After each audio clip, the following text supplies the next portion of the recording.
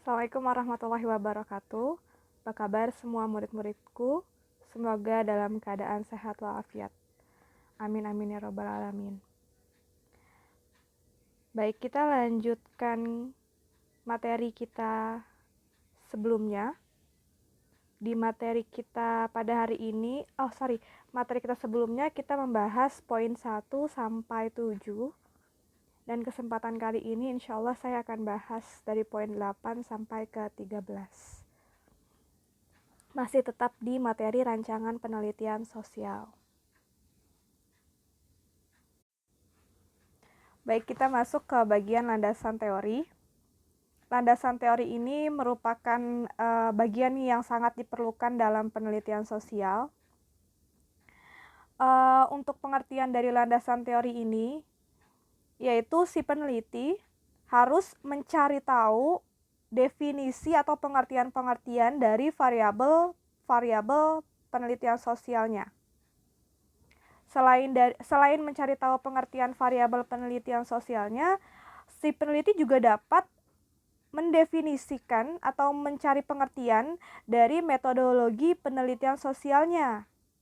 Seperti jenis penelitian sosial apa yang peneliti pakai, terus teknik pengolahan datanya bagaimana yang peneliti pakai, teknik pengumpulan datanya bagaimana yang peneliti pakai. Itu semua dijabarkan dalam bentuk definisi atau pengertian. Nah, itu landasan teori. Oke, berbicara tentang variabel penelitian sosial, apa sih itu variabel penelitian sosial? Variabel penelitian sosial itu bisa dikatakan objek penelitian sosial atau sesuatu yang peneliti mau lakukan, sesuatu yang ingin peneliti lakukan, ingin peneliti cari tahu gitu. Di sini bisa dilihat dari contoh ya, pengaruh gadget terhadap keterampilan sosial. Nah, yang diwarnain merah ini itu merupakan variabel penelitian sosial atau sesuatu yang ingin kalian teliti. Di sini ada gadget dan keterampilan sosial. Nah, disinilah yang harus kalian cari tahu pengertian atau definisi dari gadget dan keterampilan sosial. Gitu. Nah, kenapa sih tadi saya udah bilang di awal landasan teori itu sangat diperlukan dalam penelitian sosial? Pertama, untuk membantu peneliti dalam melakukan penelitian yang benar gitu. Kan tadi pun juga saya sudah bilang di awal. Dalam landasan teori ini bisa untuk memberikan penjelasan atau definisi terhadap metodologi penelitian sosial. Salah satunya peneliti mencari tahu tentang jenis penelitian apa yang dilakukan oleh peneliti. Kalau sudah tahu pengertiannya bagaimana, langkah-langkahnya bagaimana, otomatis kan akan membantu si peneliti untuk melakukan penelitian yang benar. Gitu.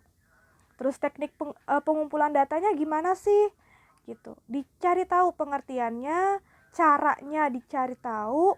Kalau sudah tahu kan akan memudahkan si peneliti untuk melakukan penelitian sosial di lapangan. Gitu. Lalu di sini pula landasan teori dapat menjawab masalah penelitian. Saya keambil contoh ya. Di sini kan dari contoh di sini bisa dilihat pengaruh gadget terhadap keterampilan sosial. Oke. Jika mengetahui pengertian keterampilan siswa,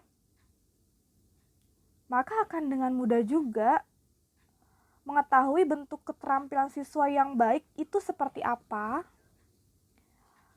Terus prosedural, jadi masih begini loh. Keterampilan siswa itu yang baik seperti apa sih, yang alami seperti apa sih, yang bagusnya seperti apa sih gitu kan, yang perkembangan keterampilan siswa yang murni kayak gimana gitu, atau tanpa gadget. Nanti bisa diketahuin perbedaan keterampilan sebelum dan sesudah si anak atau siswa menggunakan gadget. Kan sih dapat menjawab masalah penelitian kan, oh ternyata bisa aja nanti hipotesisnya sebelum hipotesis gini, ada nggak sih pengaruhnya nih gadget dengan keterampilan siswa? Oh kayaknya ada deh gitu kan. Nanti bisa menjawab masalah penelitian ini. Ketika kita tahu keterampilan siswa itu kayak gimana yang murni sebelum menggunakan gadget, maka setelah menggunakan gadget gimana, sebelum menggunakan gadget gimana, setelah dilakukan penelitian kita jadi mengetahuinya. Nah, dengan demikian bisa diketahui pula cara penyelesaiannya gimana. Gitu. Jadi, bagian landasan teori ini dibagi menjadi 2. Yang pertama, definisi konsep. Yang kedua, definisi operasional. Maksudnya definisi konsep di sini yaitu definisi yang dikutip langsung dari buku. Tidak ada percampuran kalimat dari kalian, tidak ada percampuran tambahan cerita atau tambahan kata kalimat dari si peneliti, langsung dari buku murni. Oke, itu definisi konsep. Oke, sebagai contoh saya kasih tahu ya. Di sini ada definisi konsep. Combs and Slaby mengartikan keterampilan sosial sebagai kemampuan untuk berinteraksi dengan orang lain pada konteks sosial dan cara-cara spesifik yang secara sosial diterima. Oke, contoh seperti itu. Bisa dari disebutkan nama tokohnya, atau bisa nanti kamu pakai footnote, dicantumkan bukunya, judulnya, halamannya. Itu definisi konsep. Kalau sekali lagi definisi konsep itu murni dari buku, dikutip dari buku tanpa ada tambahan kalimat dari si peneliti. Kalau definisi operasional yaitu definisi yang lebih hidup, yang sudah ditambahkan dengan kalimat-kalimat si peneliti, yang mana ditambahkan berupa situasi sekitar, dan biasanya kalimat si peneliti ini menggunakan bahasa sendiri. Gitu. Itu definisi operasional dari bagian landasan teori. Oke, kita masuk ke bagian hipotesis. Oke, sebelum masuk ke pengertian hipotesis itu sendiri, kita coba pernah nggak di anak-anak atau murid-murid semuanya ada pertanyaan besar di suatu momen atau lagi iseng aja gitu mikir, ada nggak sih gitu, misalnya contohnya ya, ada nggak sih pengaruh anak laki-laki dan perempuan terhadap tingkat kecerdasannya? Atau pernah juga nggak ada berpikiran, contoh ya, ini salah satu contoh ya, ada nggak sih pengaruh perekonomian keluarga dengan kecerdasan anak gitu kan? Atau ada juga nggak sih pernah bertanya dalam pikiran kamu, ada nggak sih pengaruh kehidupan keluarga dengan perkembangan sikap si anak gitu kan? Nah, pertanyaan-pertanyaan besar ini erat kaitannya dengan materi atau bagian hipotesis. Oke, kita masuk ya ke definisi hipotesis itu sendiri. Bisa kamu lihat di slide, hipotesis itu merupakan kemungkinan jawaban sementara atas masalah penelitian. Dari pertanyaan-pertanyaan besar itu, ada kemungkinan jawaban yang nantinya jawaban ini harus dibuktikan dengan penelitian sosial. Misalkan, oh ada nih pengaruhnya nih kayaknya nih, antara laki-laki dan perempuan, kecerdasannya ada pengaruhnya nih gitu kan. Mau dibuktiin nah maka kamu akan meneliti. Terus bisa juga tadi kayaknya ada deh nih perbedaan perekonomian keluarga dengan tingkat kecerdasan siswa. Kayaknya ada deh. Nah, untuk nyari tahu ada atau tidaknya itu dilakukan dengan penelitian sosial. Untuk mencari tahu jawaban sementara itu, jawaban sementara yang tadi bilang, kayaknya ada deh. Nah, itu namanya hipotesis tuh. Jawaban sementara atas masalah penelitian sosial. Itu dibuktikan dengan penelitian sosial. Oke, hipotesis ini dibagi menjadi 2. Hipotesis 0 Dan yang kedua, hipotesis kerja atau alternatif. Hipotesis 0 di sini merupakan kemungkinan jawaban untuk dugaan awal yang ingin dipatahkan peneliti dengan dibuktikan melalui penelitian sosial. Jadi dugaan awal atau kemungkinan awal yang ingin dipatahkan peneliti. Misalkan gini, maksudnya hipotesis 0 ini gini. Saya kasih contoh biar paham. Saya nggak percaya ada hubungan antara kecerdasan laki-laki dan perempuan. Saya nggak percaya nih. Saya ingin mematahkan ini. Saya ingin mematahkan dugaan awal bahwa laki-laki dan perempuan itu tidak memiliki perbedaan pada kecerdasannya. Nah, itu hipotesis 0, ingin mematahkan sesuatu hal. Sama ada lagi gini, saya ingin mematahkan bahwa perekonomian keluarga itu nggak berpengaruh kok terhadap kecerdasan anak. Buktinya banyak kok anak-anak yang kurang mampu menjadi konglomerat gitu, misalkan kayak gitu. Saya ingin mematahkan ini, gitu kan. Itu namanya hipotesis 0. Dugaan awal yang ingin dipatahkan peneliti dengan dibuktikan melalui penelitian. Kalau hipotesis kerja atau alternatif di sini dugaan awal yang muncul karena kedua variabel ada keterkaitan. Kalau yang tadi dibilangnya nggak bisa, ini kayaknya nggak ada pengaruhnya nih. Saya harus melakukan penelitian untuk mematahkan ini. Nah, kalau hipotesis kerja atau alternatif itu kemungkinan atau dugaan awal yang muncul karena kedua variabel ada keterkaitan. Oke, misalkan tadi yang saya bilang, pengaruh gadget terhadap keterampilan siswa. Setelah kamu lihat-lihat atau setelah kamu mengamati ada pertanyaan besar yang kamu jawab, kira-kira ada kaitannya deh kayaknya. Buktinya nih orang main gadget terus-terusan kok jadi males belajar gitu kan. Berarti berpengaruh dong nih. Itu buktinya sering bikin YouTube setiap hari atau sering main game setiap hari, jarang ngerjain tugas, jadinya males belajar, jadi nilainya jelek. Wah, kayaknya berpengaruh nih gadget nih gitu. Nah, ini namanya hipotesis kerja atau alternatif. Atau bisa juga kamu jadi contoh lain ya, tadi saya bilang kayaknya perempuan lebih rajin deh dibanding laki-laki. Buktinya yang dapat nilai bagus-bagus di atas 85 perempuan semua nih. Kayaknya berpengaruh deh nih dengan jenis kelamin terhadap kecerdasan siswa. Nah, ini namanya hipotesis kerja atau alternatif. Dugaan awal yang muncul karena adanya keterkaitan antara dua variabel.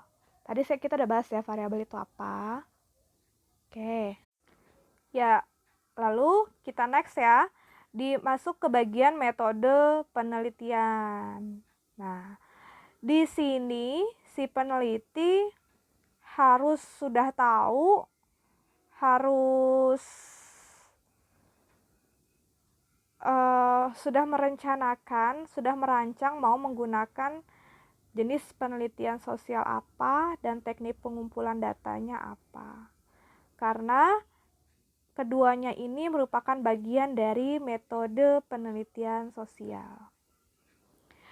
Untuk memilih jenis penelitian sosial apa yang akan kamu gunakan, ini berkaitan dengan masalah penelitian sosial. Kenapa berkaitan? Langsung kita lihat contohnya aja biar kamu atau kalian semua paham. Di sini masalah penelitian sosial si peneliti yaitu tentang upacara adat sebagai warisan kebudayaan purba. Oke. Dengan melihat masalah penelitian sosial ini, maka peneliti bisa memakai jenis penelitian historis. Oke. Dan yang kedua, ada teknik pengumpulan data. Teknik pengumpulan data ini berkaitan dengan jenis penelitian sosial. Kalau tadi contohnya di atas, jenis penelitian sosial historis, maka teknik pengumpulannya bisa dengan menggunakan studi literatur. Gitu. Kenapa studi literatur? Kenapa nggak wawancara, Bu Siva? Karena kan sulit ya kalau pakai metode atau teknik pengumpulan data wawancara. Karena di sini yang mau diteliti kebudayaan purba. Kalau mau wawancara, ya mungkin bisa dengan menggunakan kalau bisa juga menggunakan ahli-ahli sejarah atau arkeolog-arkeolog yang meneliti zaman purba bisa. Tapi kan kalau misalkan kalau misal itu agak sulit ya, jarang juga menemukannya.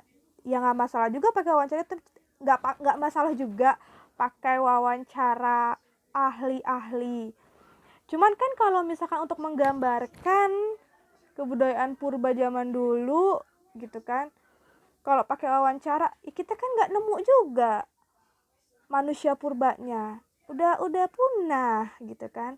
Jadi yang kita lihat yang lebih memudahkan aja gitu kan, ada bisa studi literatur, nggak apa-apa kok, sah-sah aja gitu. Tapi jangan lupa cantumin sumber. Oke. Atau bisa juga saya kasih contoh lain ya. Kamu mau menggambarkan tentang dinamika dampak atau dinamika social distancing sebagai dampak pandemi COVID-19 gitu kan. Kalau untuk mencari tahu dinamika berarti kan kayak mau lihat gambaran ya. Gambaran gimana sih social distancing itu gitu kan. Situasinya bagaimana gitu kan. Itu bisa juga kalian dari masalah penelitian sosial ini ya, kalian bisa menggunakan jenis penelitian sosial deskriptif.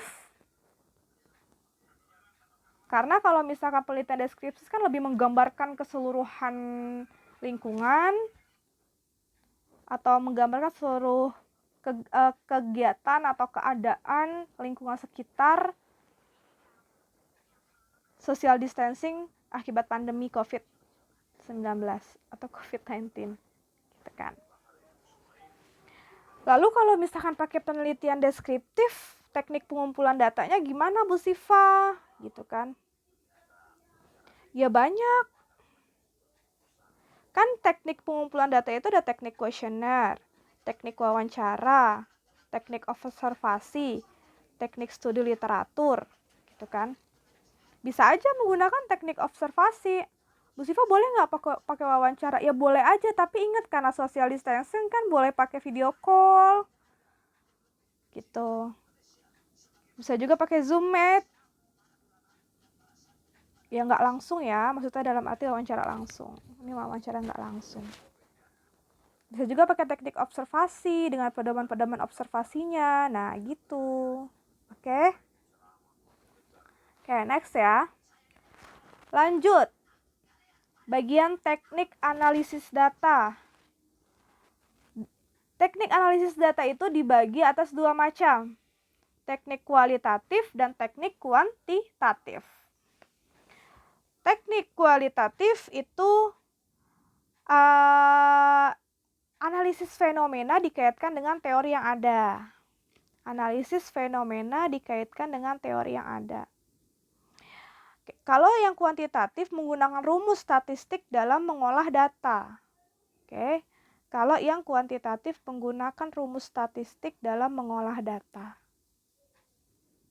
Oke, itu teknik analisis data. Oke.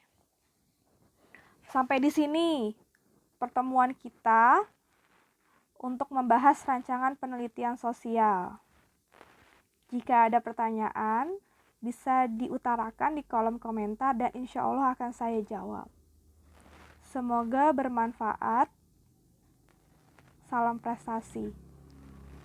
Wassalamualaikum warahmatullahi wabarakatuh.